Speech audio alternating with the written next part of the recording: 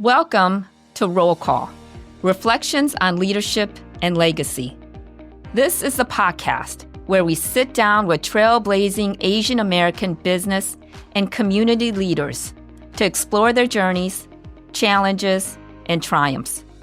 Each episode, we dive deep into the personal stories and experiences that have shaped their paths to success, resilience, and impact.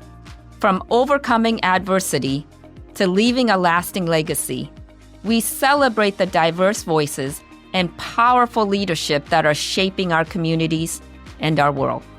I'm your host, Holly Geerdes, and together we'll hear firsthand accounts of what it truly means to lead with purpose and build a lasting legacy in the Asian American community. Today, in our podcast, we have Henry Yu. He has been a business and community leader in the last 40 years in the United States. Hello, Henry. Hello. So, Henry, can you share a little background of who you are and where you came from? I was born in Hong Kong many years ago. Finished high school in Hong Kong. Went through, primary school, secondary school, and then I guess I was an average student. So my dad actually decided to come to this country to provide a better opportunity for us. We have 5 children to attend colleges in U.S. And then with that, I came to U.S. in the mid-'70s, and then we were in Detroit, Michigan. And how did you immigrate to Detroit, Michigan? Actually, my dad I think it's a big sacrifice for him, came to this country first, and then later on, the whole family moved to Michigan. And back then, what was the immigration policy allowing your dad to come in? Actually, I believe there's a special visa available back then, many years ago. I wasn't aware of any, but I think he came to this country, probably having spent 3 years, and then the whole family moved to U.S. Can you describe what that experience was for your mother and your brothers and sisters, even your father coming into the United States, living in Detroit? It wasn't easy. Actually, my dad, obviously, English is not a mother tongue. So even for him, he basically learned basic English. And actually, my dad gave up a lot coming to this country. And so he was basically started all over. Obviously, naturally and easier to make a living is to go into restaurant professional. So helping run the restaurant as a chef, and then later on have their own business. And so did the children work in the business? 5 of us, actually, yes. After we moved to Michigan, I was actually helping Dad establish a restaurant from scratch to finish, arranging bank loans, buying equipment and everything while attending school at U of Michigan.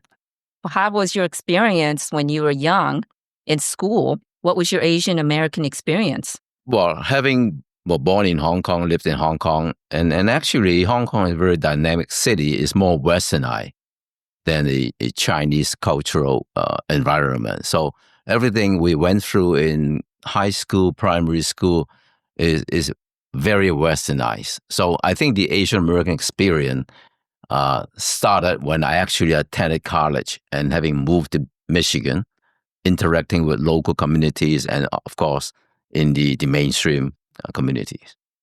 And what challenges and stereotypes did you face then when you were young and in college? Well, first of all, I think if you remember, during the mid-'80s, going back, even in the late 70s, attending university, and some of the students was asking me, not in a negative way, are you Chinese or are you Japanese? So the comments are not that negative, not derogatory, but a lot of the regular citizens, when they come, actually meet, maybe just come across and walk in the street, and then they saw you, are you Jap? Are you a Chin? I mean, that is very, very difficult. Being a newcomer to this country and accept the fact that, we're different. Did your brothers and sisters have the same experience, or was it diverse amongst your brothers and sisters? That they do have the same experience. And actually, all five of us, I think we were engaged helping dad in the restaurant and doing our part to make a small contribution. And we actually had two restaurants. After the first one, I set up the second one for my parents while we were all going to school at the same time. I have two brothers and two sisters. I'm the elder one. So I guess that's how you learn about, in your early life in terms of responsibilities and ownership.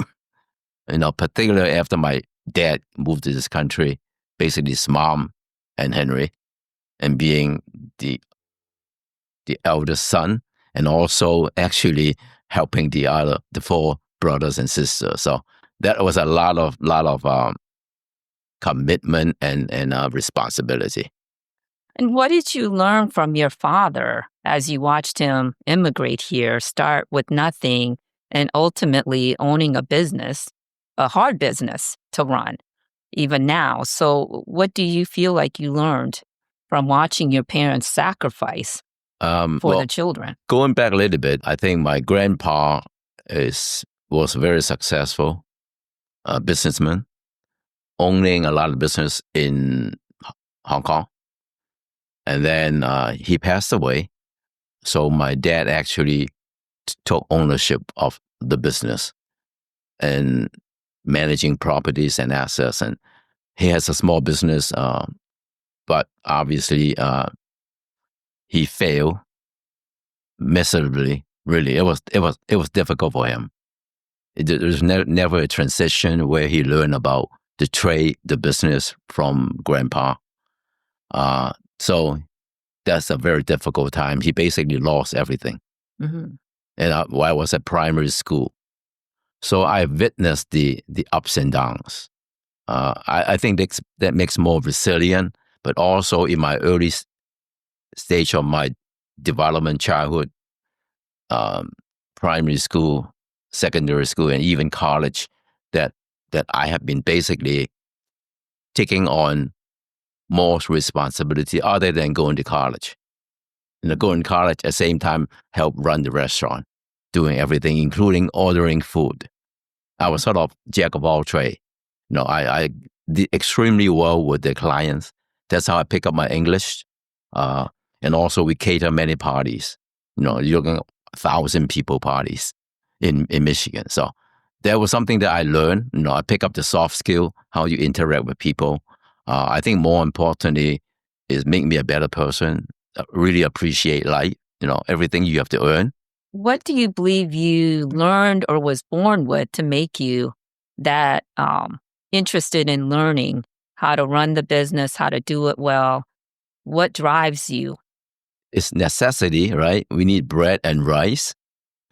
So naturally, and also I think maybe the Asian culture comes into play, being the oldest child. It comes with certain responsibilities, and certainly this is a bit too much. I'm basically an example that our brothers sisters have to follow. I think this is all within the Asian culture. Certainly, very true in our family that maybe it's not pressure, but it comes with it being the oldest. Well, for those that are unfamiliar with the Asian culture, can you just describe, what is that you just described about being the eldest and having that responsibility and the work culture and the sacrifices that, were very common and still is in the Asian culture with the eldest son? I remember this, my dad actually asked me, you need to get a good grade in school so that your brothers sisters will follow.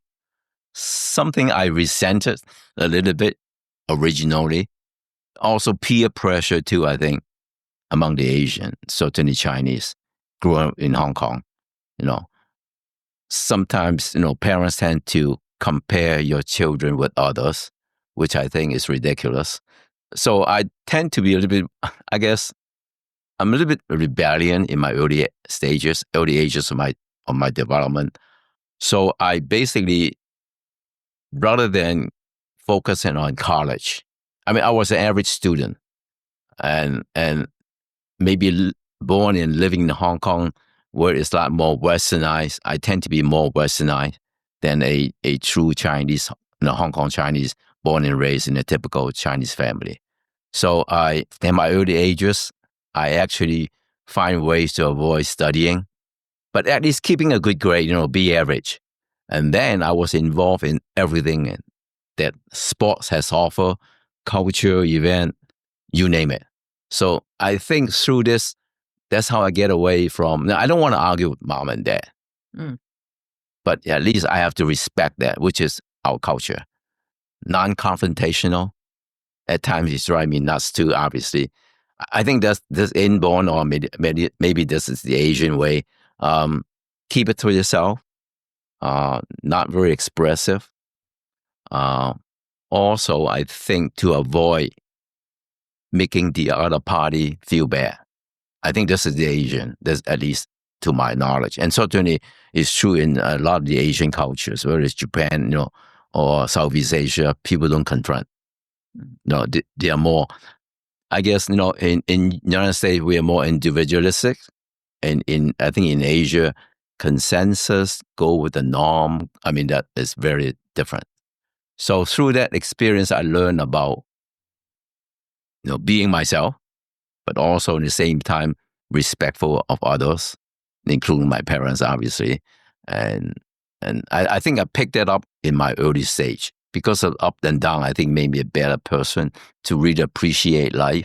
Not everything is a given. You have to earn it.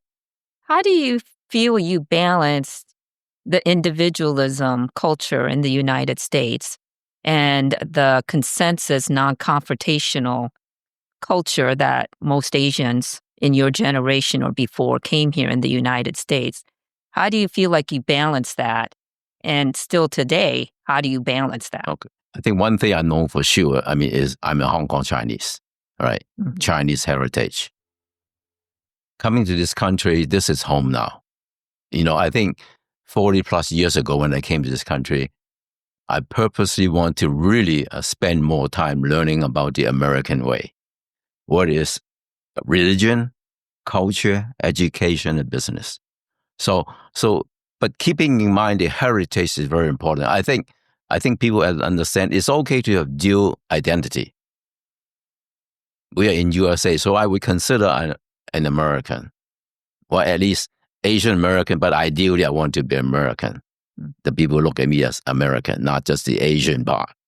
But deep inside, it's a heritage that we have to accept, embrace, and so it's okay to have dual identity. In my early years, I actually avoided interacting with Chinese folks because I want to focus on learning about college football, baseball, you name it, including sports. I play tennis, I play a little bit soccer, and I watch football. And so, you have to assimilate yourself into society, being part of it. That's how you learn about the American value and differences in terms of Asian cultures. What do you feel like you have passed as to your Hong Kong Chinese heritage to your children that you would like them to continue, the culture and the heritage aspects of it? Well, actually, that's something that my wife and I are very conscious of. But most important, they are Americans, even though they were born here.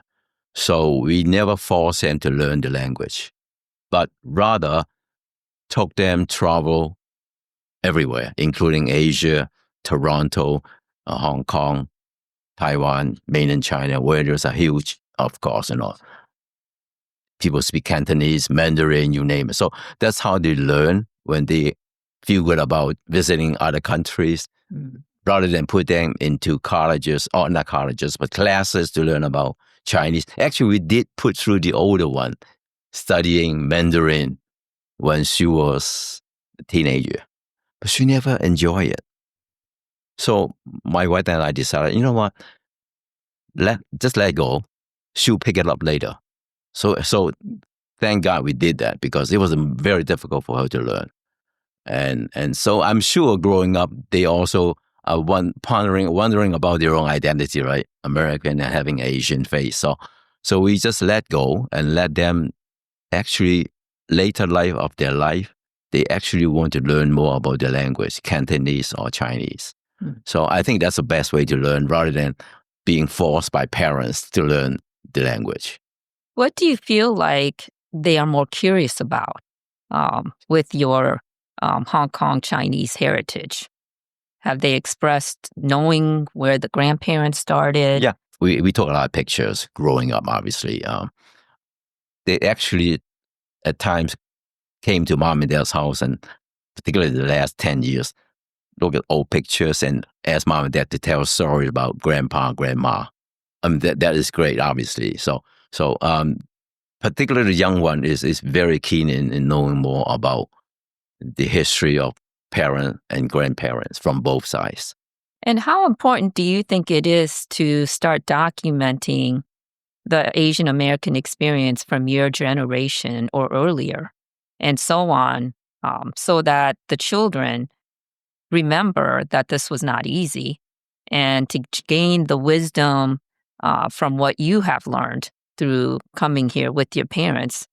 How important do you think it is to document that? Because I feel like we're going to lose that history. And a lot of Asian Americans in your generation and earlier didn't talk about this. They didn't want to talk about their problems that they had in the past, the struggles, the challenges, the racism, the stereotypes.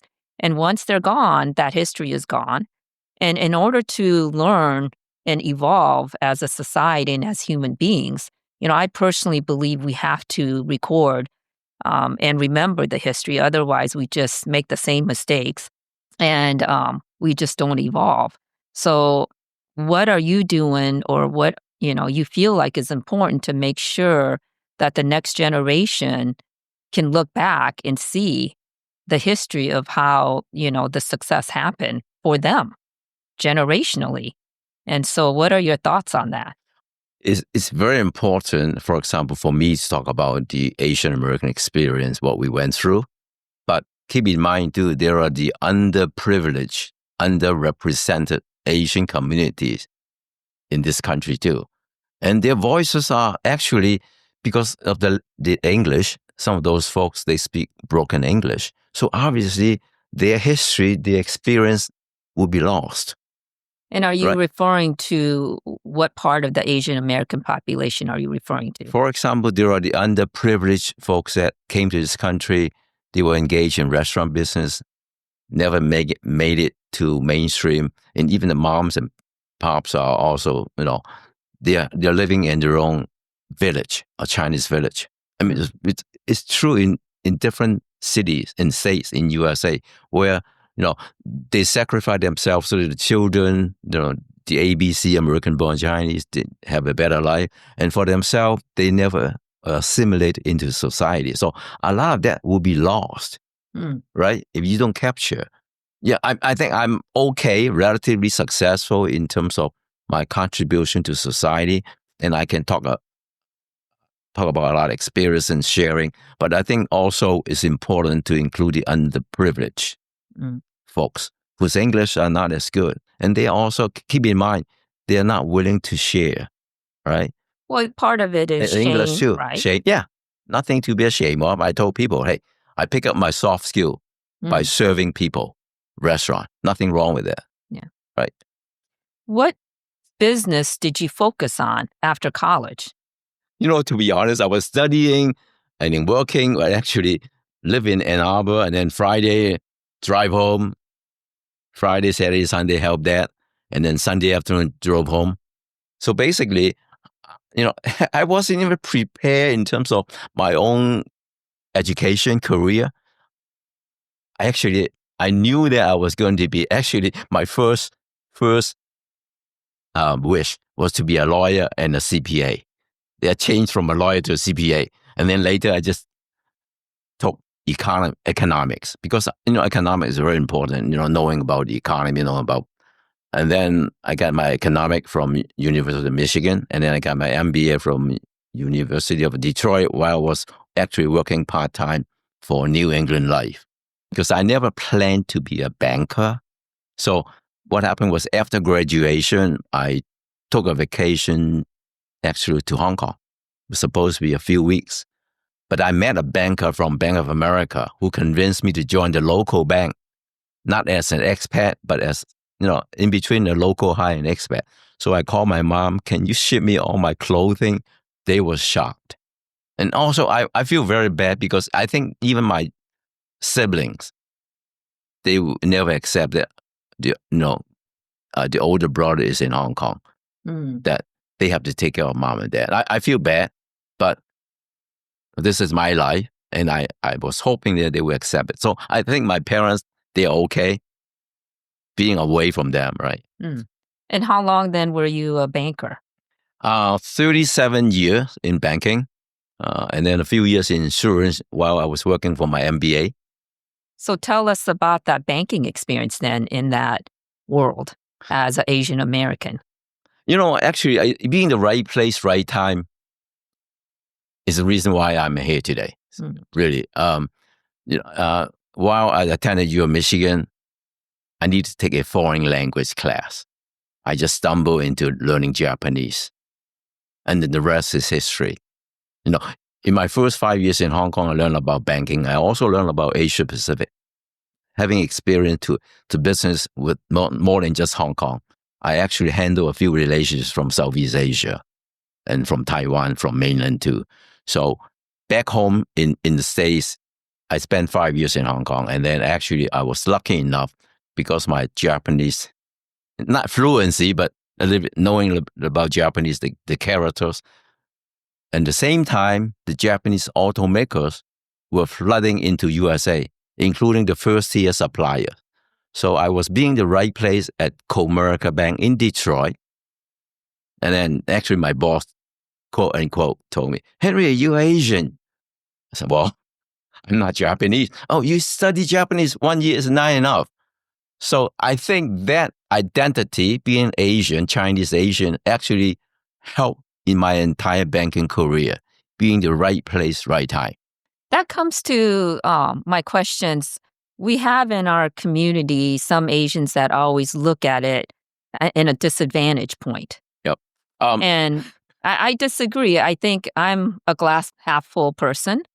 And I believe that your struggles and your failures and even stereotypes or racism is an opportunity for you to learn, to be a better person, to also learn to be more resilient and learn how to respond appropriately to those kinds of challenges and failures and even racism.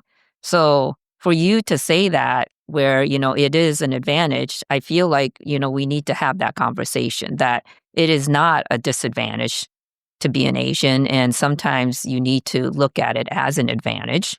And so what are your thoughts on that? Well, actually, I'm glad you asked that question because rather than look at this negatively, being Asian American, we have to accept that nothing can be changed. So, I think this is something that may be biased or maybe unfair because I think the expectation were too high for Asian Americans, at least from the workforce in business. I know that even my old boss told me, actually he was my mentor, but he is my mentor in life. I only have one. So basically, the way I look at this, I learned from him. I learned a lot from him. Rather than being shy away from the negativity being Asian American, why not focus on the positive side? Taking full advantage of it. That's exactly what I did. Just same thing with, we all have a strength and weaknesses. Focus on your strength. Forget about the weakness. It's opportunity cost. I mean, I learned from my boss. I have my weaknesses in my early years, broken English, not convincing enough, not authoritative when I speak. But I learned it because my boss told me, Henry, I'd rather have you focus on your strength. Forget about the weakness because you have better strength, more strength than weaknesses. So through that, I become more resilient, become more forceful in everything I do, become a little bit more individualistic, but at the same time, very conscious about making sure I take care of my boss and the surrounding peers. I mean, that's very important. It's forming alliances, whether it's in workplace, non-profits. That's how you grow your network. That comes to, you're a well-known community leader. And so how did that happen? Why did you uh, spend a lot of your time in the community, in the nonprofit world? Can you explain that journey from banking to that world? Okay, well, actually, I experienced this in my early years in Michigan. You heard about Vincent Chen, the Detroit case. He was wrongly identified as Japanese. He was actually, there was some argument in a bar. He's American Chinese. And then the guy actually took a baseball bat and hit him, and he was dead. How long ago was that? It was in 80, I was in Detroit, it was in 82, 83. And I actually witnessed, I know Vincent Chin, Chin. And during that time, what was the climate within? Oh, very, Japan bashing was huge in Detroit, Michigan. And why was that? Because the 80s, Japanese companies were all over. Actually, they were moving into Michigan. Mazda, the auto company, came to Michigan in 84-ish. And then all the first-tier supply follow. And then after Mazda, you have Honda in Marysville, Ohio.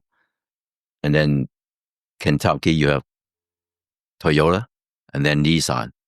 So I'm just very privileged to be actually having all the Japanese automobile companies and the first-tier supply as my old clients. I usually have 3 Japanese helping me with those relationships. I play golf 4 times a week.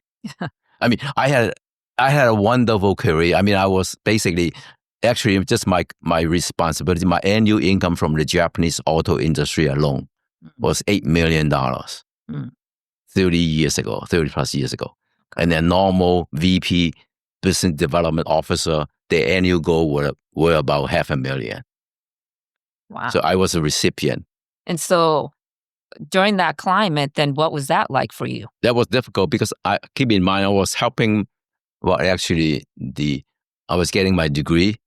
I was helping my parents, 2 restaurants. I have no time to be involved in community affairs, even though I really wanted to help. Vincent's mom was devastated. I know Vincent Chen and the mom through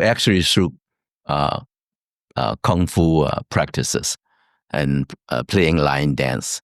I actually know how to play line dance in my early years. I was a sick kid. So my mom put me through kung fu and line dance to make me a stronger person. Well, after that horrific incident, what did the community, Japanese community or just Asian community at large do in response? Actually, they were I think the old OCA was involved actually back then. Ah, and if you could I was fully state aware what OCA is. The used to be the Organization of Chinese Americans. They rebranded into OCA Georgia. Back then, it was all Chinese affair, taking care of Chinese folks in USA. A civic organization, very well run. Even back then, I think they were the voice representing, the unfair, the treatment, and everything. So that's when I get to know OCA back in Michigan. But I was too busy with helping my dad run 2 businesses, attending college. There's no way I have time to be involved. So when we moved to Chicago in mid-90s, I was helping behind the scenes set up the U.S.-China Chamber of Commerce. Actually, that organization was set up by the elder Bush, Prescott Bush, who passed away. That's I was helping them set up the Chicago chapter. Behind the scene, I'm not the type, to be vocal in terms of talking to the press or even taking pictures. I always shy behind the limelight because I wasn't ready to be 100% committed to helping this organization. I was actually observing this group. After I helped them set up, attending a couple of the events, I basically walk away. What was the motivation for setting that group up? With motivation? Yeah. Set up for the sake of setting up, that's all. Okay. Yes, promoting business between China and Asia, annual dinner, where just celebration, having a good wine and good meal with no specific agenda. And then the character who was running it, I had difficult time with. So I just washed my hands and sayonara. In 1992, in Cleveland, Ohio, and Columbus, Ohio, with National City Bank. Because being Asian, I was actually I was one of the diversity facilitator named by senior management. See, this works in my favor, being Asian American. So I received diversity training in 1993. So DNI. this is SunTrust? No, this is the old National City Bank in Cleveland and in Columbus, not part of the PNC Bank Group. And then when I joined SunTrust in 99, I asked, do we have a diversity council? So senior folks, we were just setting it up. I said, wow, you folks are 15 years behind. Well, so let's talk about the diversity, equity, inclusion, DEI, which now is really politically charged. And there's some extreme views on that, including affirmative action. So back then, DEI, what was their take on that when they were establishing that? Why did they want to establish it? It's a business, so what did they think was going to help with the business? Because I don't believe you do anything in a business unless they think it's going to be beneficial for the bottom line. So tell me from a corporate standpoint why they wanted that at that point. And then your appointment, what did you do in that position? I guess I'll probably take it back to the 92, 93 in Cleveland, where I was a diversity facilitator. But I think back then, and I think still right now, there are certain elements of just, it's the right thing to do without having a fully thorough assessment of what needs to be done. Just do it for the sake of doing it. Back in 92, 93. That was the reason why they set up diversity. Just to fill the quotas, right? It looks good on your website, having a diversity council, having folks from different all walks of life, from different race and ethnic and religion. And actually, I knew that nothing other than annual get together from senior management, talking to the employees in banking about diversity. There were no concrete action. It's just like do it for the sake of doing it, just to meet the quota. So when I joined SunTrust, I asked them, Diversity Council was established, I believe, in 98-ish in SunTrust. I asked them, do you have an Asian affinity group or Asian resources group? There were no other group. There was no Latin American group. There were no group that are helping the Black employees, Hispanic and Asian. So I helped set up the Asian Affinity Group. I asked them, back at SunTrust, I believe they were looking into having a senior management team member being a big sponsor. And my first question I asked them, you want to set up an Asian Affinity Group? Is there a business component to it? They asked me, why would you ask? Well, in order to get funding, in order to get the attention from senior management, from the sponsor, who normally is the EVP level, executive vice president, he or she would prefer having a diversity council or Asian affinity group properly aligned with a potential new segment of business. Yes. I was way ahead of the curve. Yeah. I wrote a business proposal. Let's set up Asian Affinity Group, Asian Bankers Initiative. But at the same time, let's identify business opportunity among the Asian business in Atlanta, Georgia. And what do you mean by affinity group? What is that? Because I know at SunTrust, we have many Asian employees. Majority are tellers and low position. I was probably I was the most senior executive at SunTrust among the Asian. And after that, I've seen a few VP level, and that's it. Majority are middle level or low level, more so task oriented, very specific. I think this is something that I really want to help the Asian bankers, because they are very good tellers. They're good in transaction, good in performing tasks, but they are not being considered on a higher position because of these communication skills. And because of being an Asian, they are less vocal. They don't want to brag about themselves. So that is something that I really want to help them. And one of my belief in life is it's good to brag about yourself, but why not align yourself with professional people that can brag for you? Mm-hmm.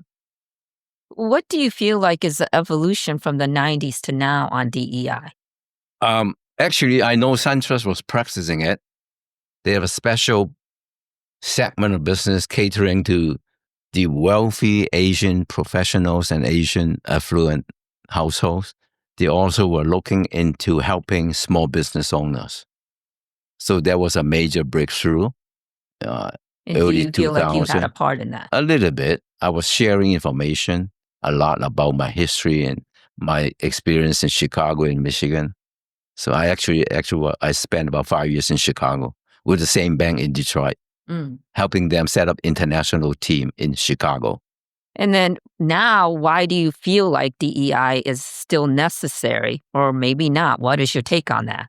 Well, it is still very necessary because when you look at the whole world, I look at the whole world is also they also need to embrace DEI in the whole world. We are not doing it now. What do you mean we're not doing it now? Well, in terms of diversity inclusion, I think in world affairs, we need to embrace and we need to work with all other countries. See my point? Yeah. It's no different. Maybe on the bigger level. But on a smaller scale, obviously, we still need the DEI. DEI with specific focus. And I think, to be honest, in order to get all the business buy-in, has to be a business proposition. At least has to be making money for the company that you're with. Having that will actually help improve the constituents, the people who are in this space, the Asian American professional. But also, I have to say it, the Asian American professional have not taken ownership. This takes two to tango. Yeah. Not just having a senior management buy-in. You have to interact with them. You have to force them and engage them, empower them to take on new projects, take on new segment of business. Asian Americans are not equipped to do it yet. Maybe, I don't know. Well, let's talk about why you feel like Asian Americans are not equipped yet. And also, it's controversial to think Asian Americans need DEI because we have the stereotype that they all work hard, therefore they become successful. They're good at math, they're good at sciences, and therefore they're successful. They don't need any leg up. And, I think besides other minority groups, because of how our parents raise us, some of that stereotype is true. We come with hard work ethic. We don't like confrontation. And this is the stereotype, right? And part of it is true.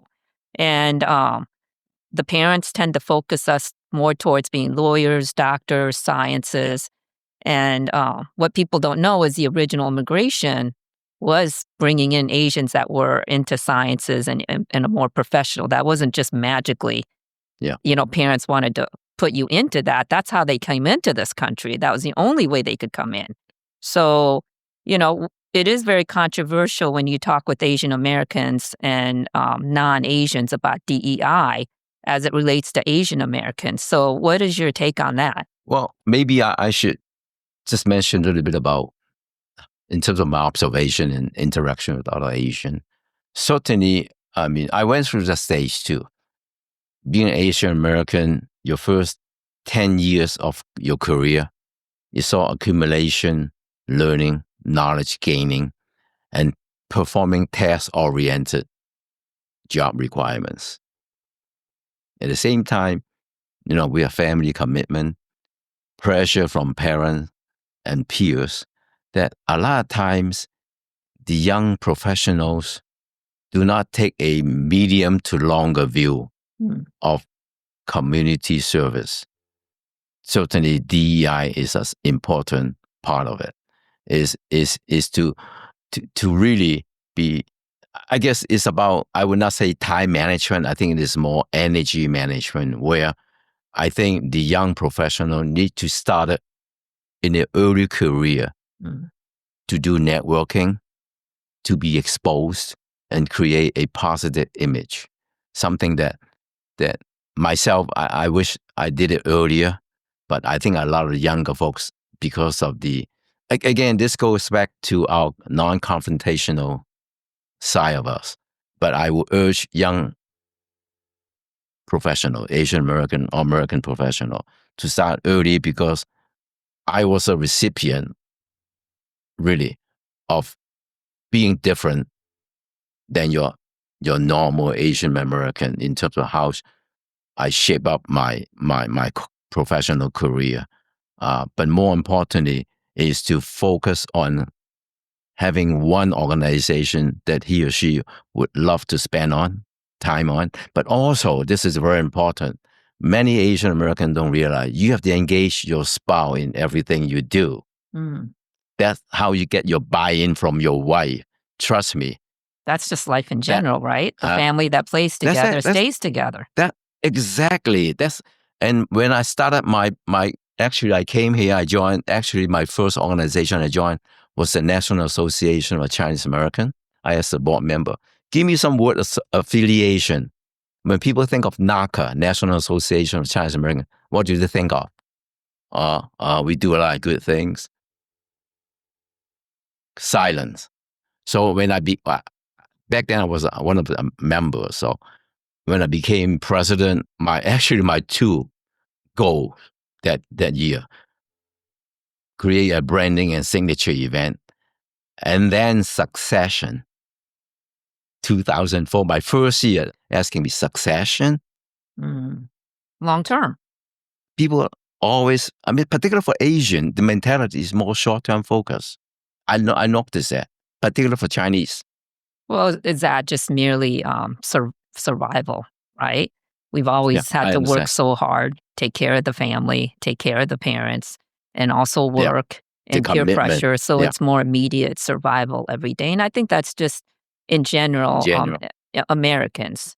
Now, give me some idea of how, when you transferred or gave some of your time to the nonprofit community world, what was that impetus?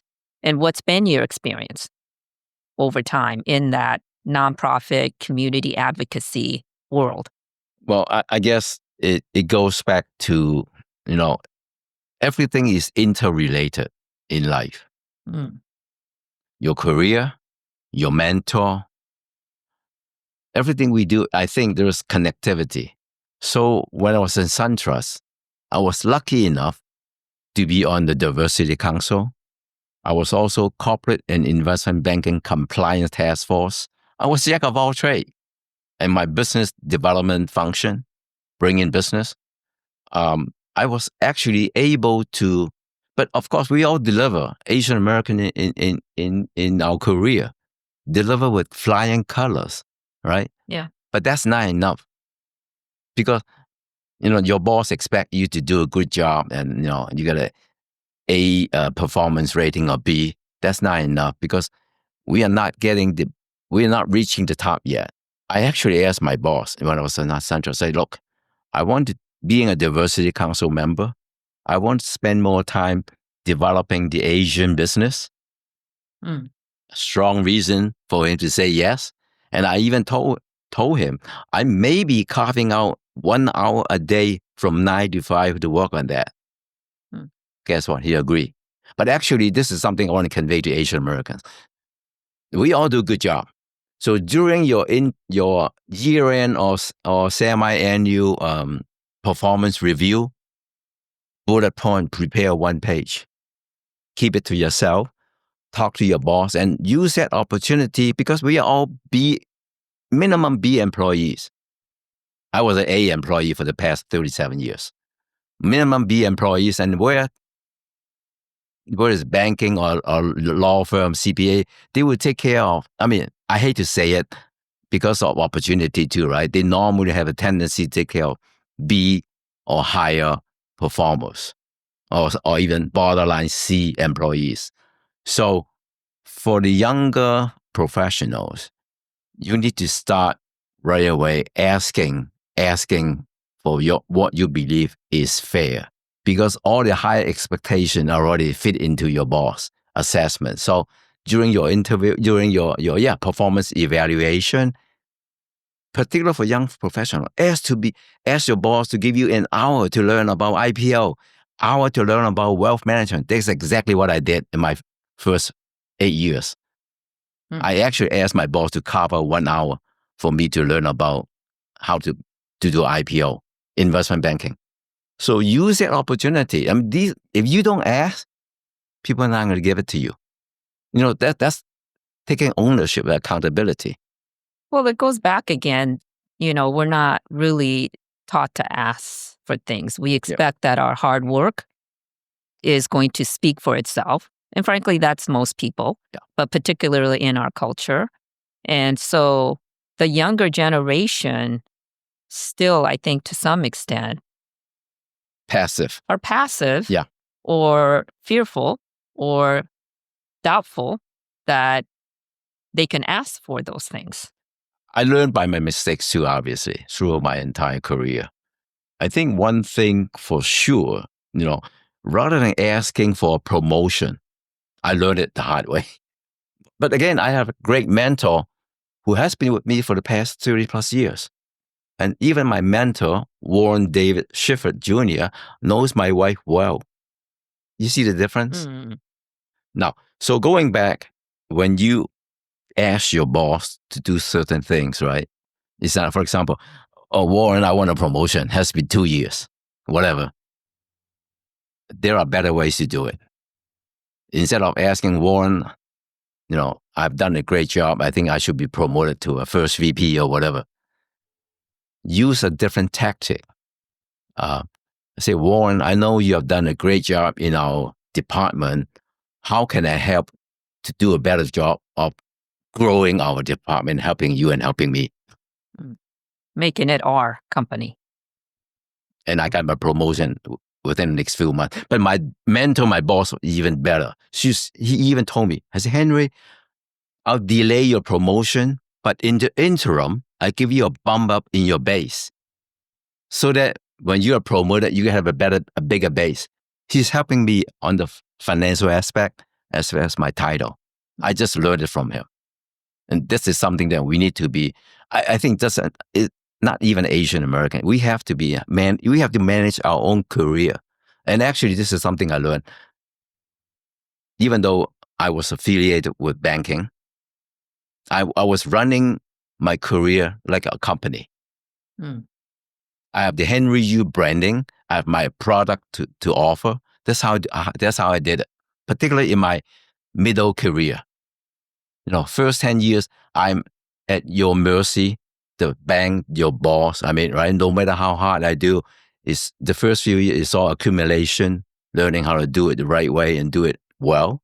Maybe the latter half of your first 10 years, focus on networking, exposure, image, which we lack big times. Why do you feel we lack that? Because there's a lot of Asian American organizations specific to the, race and culture.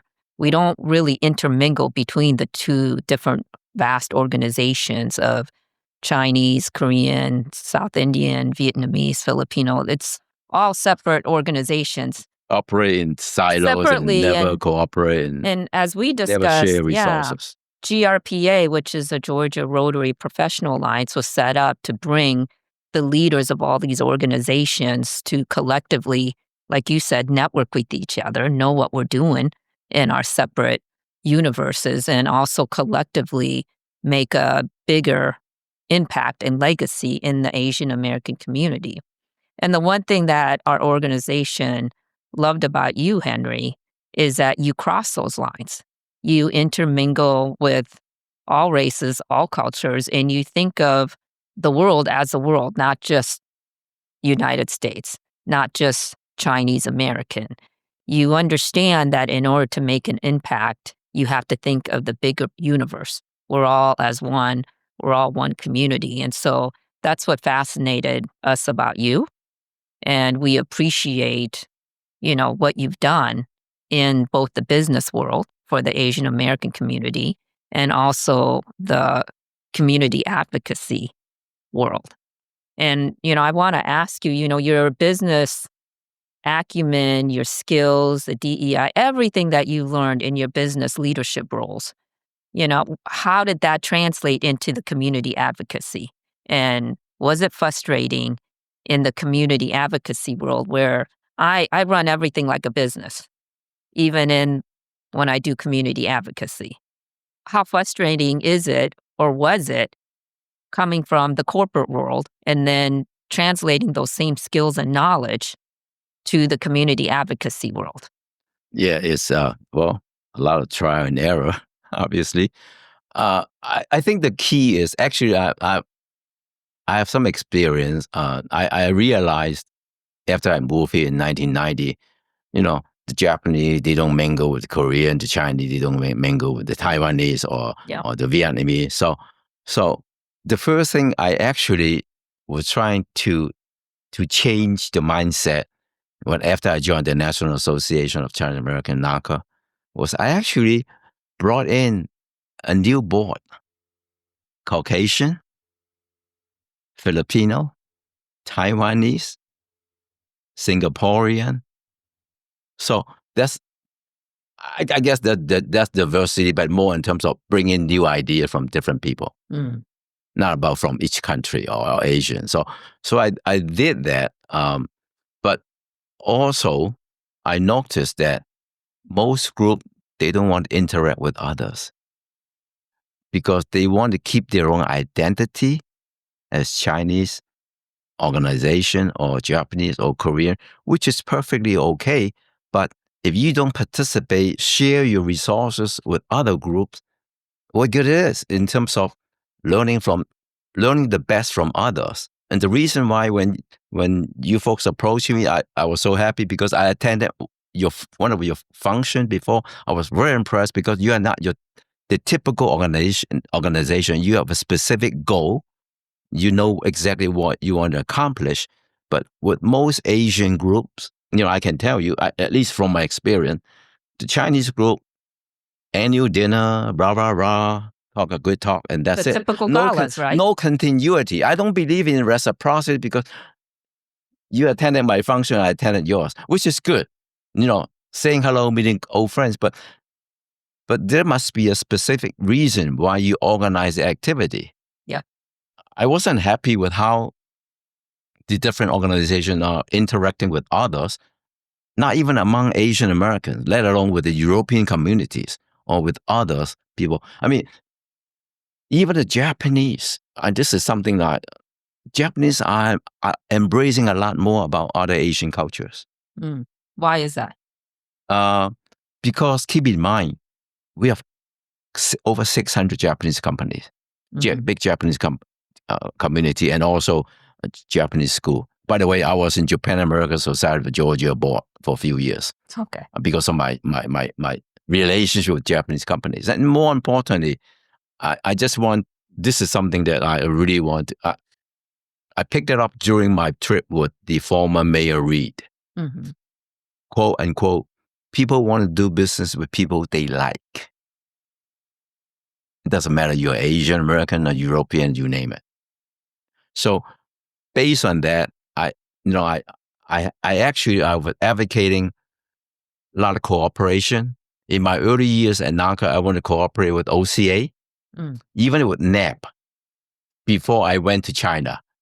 It was 2000. After serving a few years with NACA, I started reaching out to different community. I spent a lot of time with the GVAC, Georgia Vietnamese American Chamber of Commerce. I actually give a lot of mentoring sessions to their board members, including how to do import-export, both business and community service.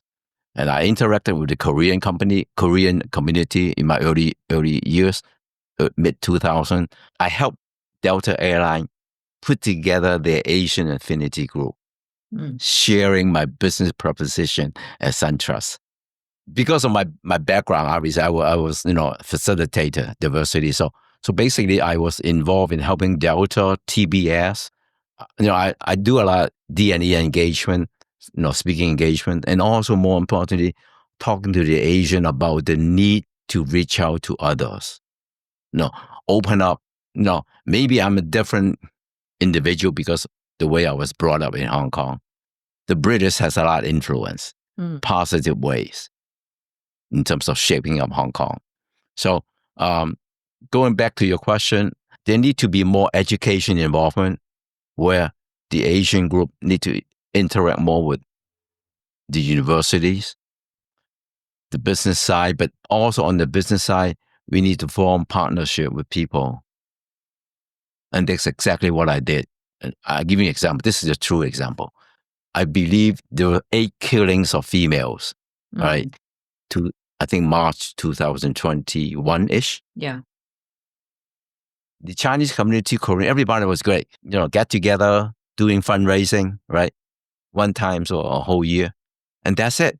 Afterwards, what happened? Actually, I shy away from that. And after that incident, I actually met with Metro Atlanta Chamber of Commerce, the diversity team. I asked them, you have a DEI group. How much do you know about Asian American business contribution and us being in Atlanta, Georgia? Quiet moment. VP of diversity. So next thing is I actually took me 3 meetings to convince them to allow Hong Kong Association of Atlanta do 2 events a year, jointly co-hosting 2 AAPI events. 2023 was the first time that actually we have the buy-in from Metro to host a luncheon in May to celebrate our Heritage Month celebration.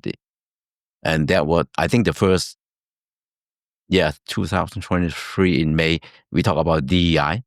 And then the second year, we talk about, we actually, by the way, we include more than 30 Asian groups at our own expense, because I know how to do fundraising. So it's a free event. To get everybody together, using good food will be the perfect way. So I use a combination of spring rolls, banh mi from Vietnam, and we got to take care of local business. Yeah. So everybody was happy, and Metro was very happy. We have a panel discussion involving an Indian, a Pakistani, and Chinese. And I believe I was moderator. Where do you see or envision the AAPI community going, let's say 25, 50 years from now? For what kind of change do you wish for or hope for in the AAPI community? Well, actually, I want us to be viewed as just Americans, having at least a voice in our society, not just, not just Asian American, just American in general. Because after all, everything we have done is mainstream. We are part of it. We are part of the village and the state and the country there where we live in. And more importantly, actually, the reason why I really embrace other culture countries, because that's the best way to promote Asian American, being surrounded with Europeans, the American, the Hispanic, to share your cultural heritage, whether it's food, education, or business. That's the best way to promote us. Now, what would you like people to remember you by? Oh, I don't know. I never thought about it, to be honest. Well, to be honest, as a community leader, I'm very proud to say that I have helped leaders achieve excellence in long term, not just once or twice. It has to be long-term focus, a positive impact for those future leaders. I'm not leading them, but I help them achieve excellency, which is that's my philosophy and my accomplishment. I have many followers in life. When I change banks, I normally take a whole team. That was one of my requirements. And I don't even know how to use a resume. I don't need to. Your children or your wife, what would they say in 1 or 2 sentences to describe you? I went out, helped people 110%. That's wonderful. And that's something I feel bad, because I'm devoting most of my time spending time with my wife and catching up with children. But you know what? Everything I've done, my 2 daughters benefit big times, because they learn from mom and dad how we operate. Elaine, my wife, was helping me with at NACA, everything that the production worked. So I had her buy in because she was involved. She feel like a part of me, part of the Henry Yu branding in community. And people know her. That's accomplishment. Yes, a lot of hard work. 20 plus year, NACA dinner, cold reception area was my wife. Even though I was not president. That's dedication without any kind of repayment or recognition. I mean, that's very different. I'm the type, I'm very shy. My wife told me, Henry, too much. Every week you're on Chinese newspaper when I serve. I just said too much. That comes with territory. Yeah. People recognize that. I developed the mentorship program. It was so successful that was the talk of the town. And I feel good about it. It's the grooming young leaders, future leaders. So everything I do is pay back because I receive a great education and have a great mentor in life. Then I'm giving back all my speaking engagement. I'm promoting indirectly, directly, the Asian culture and business. Do you still have the mentorship program? Yes, I'm glad to say that. Can you describe what it is? And I started, a little bit background. I think that's very important. 2024, we organized a mentorship, the first program, 300 people. Who was we? Student. Yeah. Who was myself. Okay. I was doing everything by myself. Okay. And which is not healthy, by the way. I know I only have two hands. Yeah. But why not surround it with good people, right? So after that, overwhelming success, UGA local university.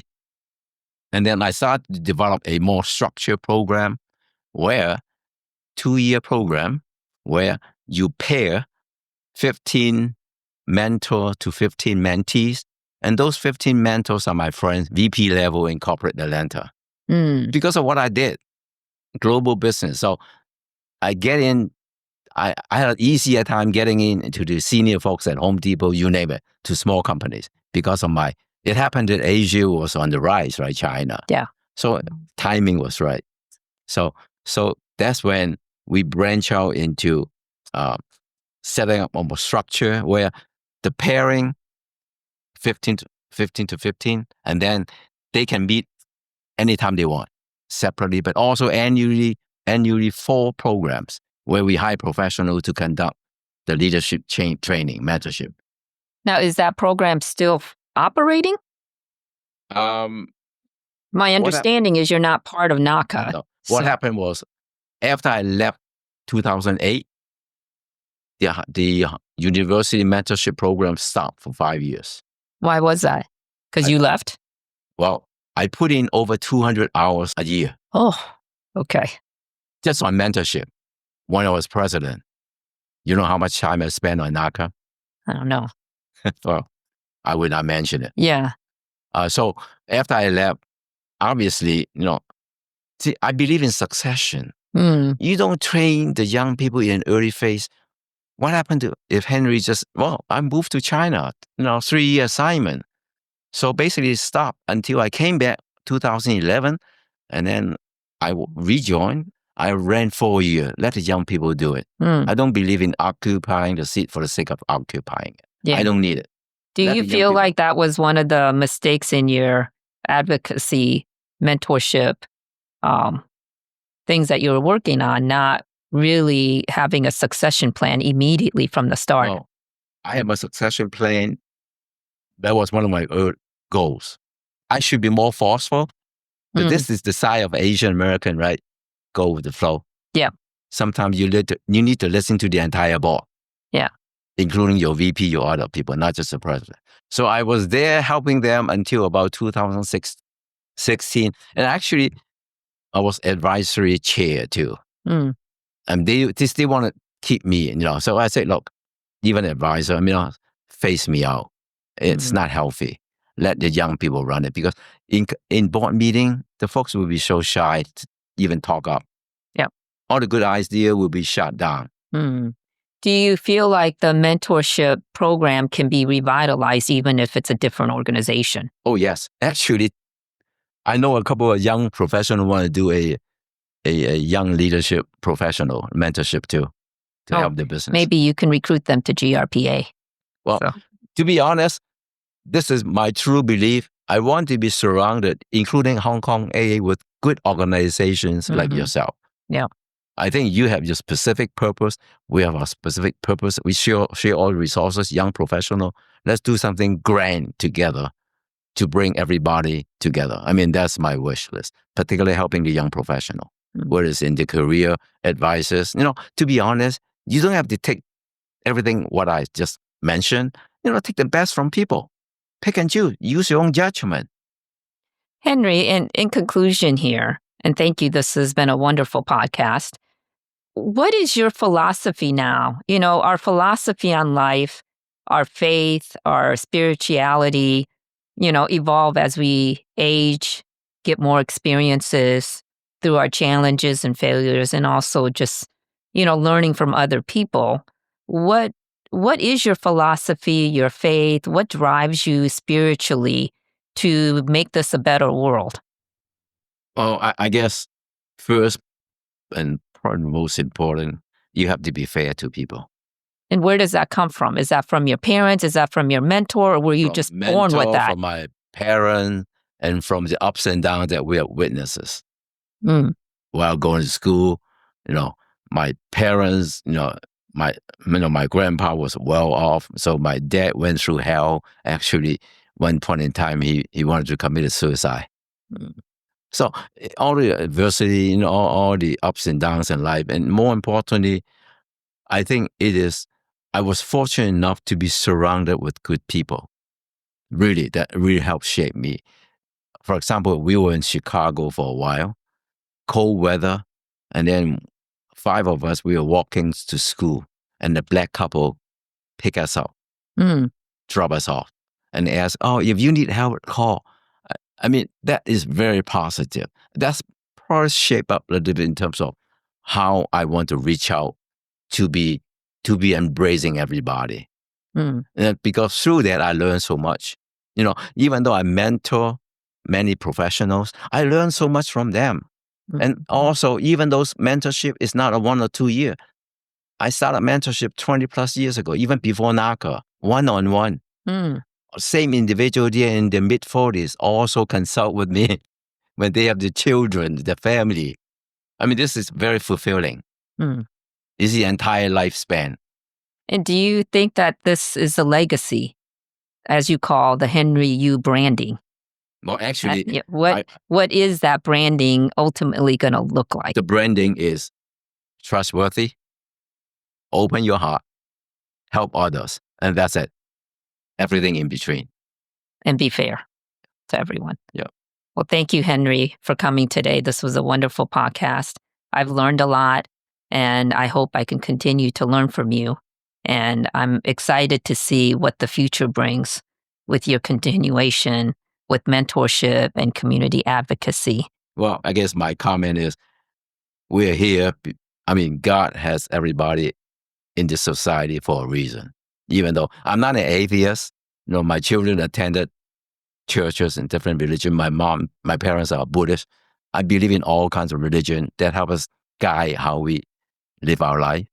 I think what I stress is being surrounded with good people that will make a big difference in your life.